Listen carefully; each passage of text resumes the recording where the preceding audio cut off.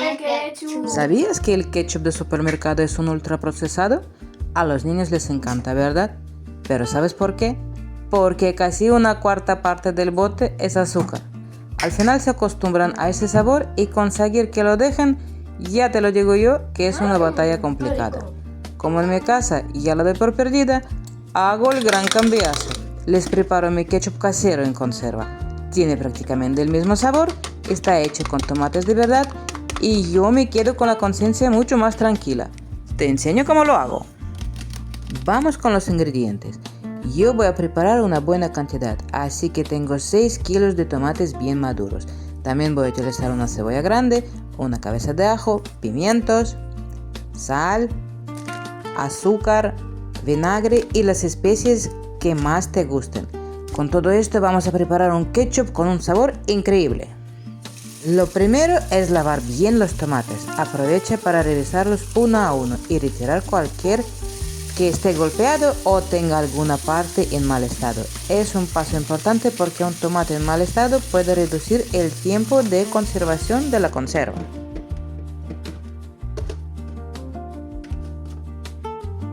Seguimos con los pimientos. Los lavamos bien para eliminar cualquier resto de tierra o suciedad antes de añadirlos a la mezcla. Seguimos preparando las verduras. Pelamos la cebolla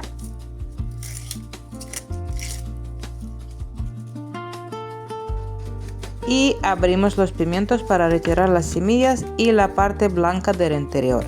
Así conseguimos una textura mucho más fina y un sabor más limpio. También pelamos la cabeza de ajo y la dejamos lista. Con todas las verduras preparadas ya podemos pasar al siguiente paso. Yo voy a utilizar mi robot de cocina, pero no hace falta que tengas uno. Puedes hacerlo con un procesador de alimentos, una batidora potente o con lo que tengas en casa. Lo importante es conseguir una mezcla bien fina y homogénea.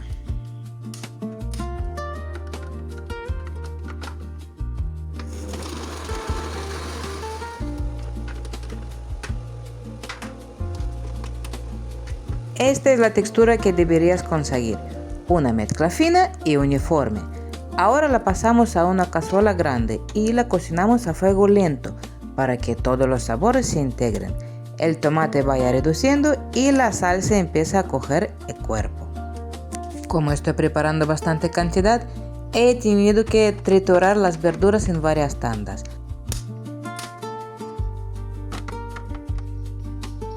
Al final han salido 2 cazuelas bien llenas. Las ponemos a fuego lento y esperamos a que empiece a hervir.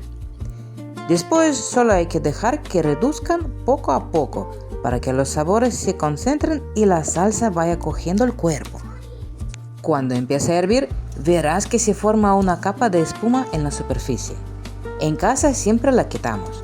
Mi abuela decía que ahí estaban las impurezas y que si la retirabas, la conserva quedaba mejor. No sé si es la verdad o no, pero es una de esas cosas que he visto hacer toda la vida y que sigo haciendo cada vez que preparo las conservas. Después de un buen rato al fuego, las verduras ya estarán bien tiernas. Ahora toca pasar toda la salsa por un colador o un pasapurés. Así eliminaremos las pieles, las semillas y cualquier fibra más gruesa, consiguiendo una textura mucho más fina y agradable. Un consejo para ahorrar tiempo: utiliza el colador más grande que tengas. Yo solo tenía uno pequeño y tuve que hacerlo en varias tandas, así que tardé bastante más. Si tienes un colador grande o un pasapuré amplios, acabarás mucho antes. Por cierto, si te gusta el tomate pero no tienes tiempo para hacer una elaboración como esta, tengo una receta de salsa de tomate espectacular, la de mi abuela. Es mucho más fácil y rápida de preparar.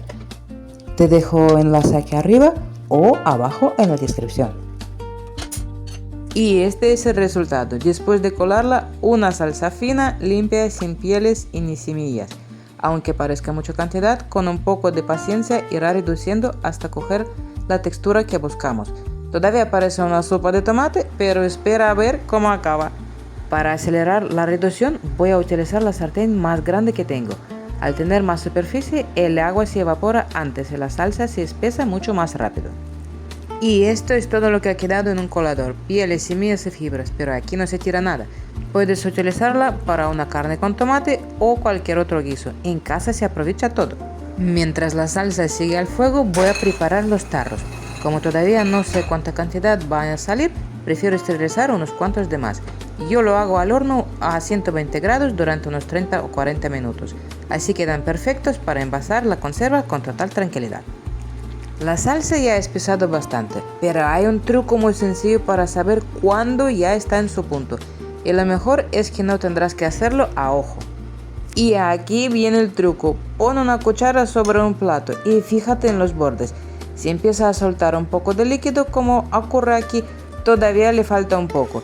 En cambio, cuando mantiene la forma y ya no suelta agua alrededor, significa que ya está en su punto.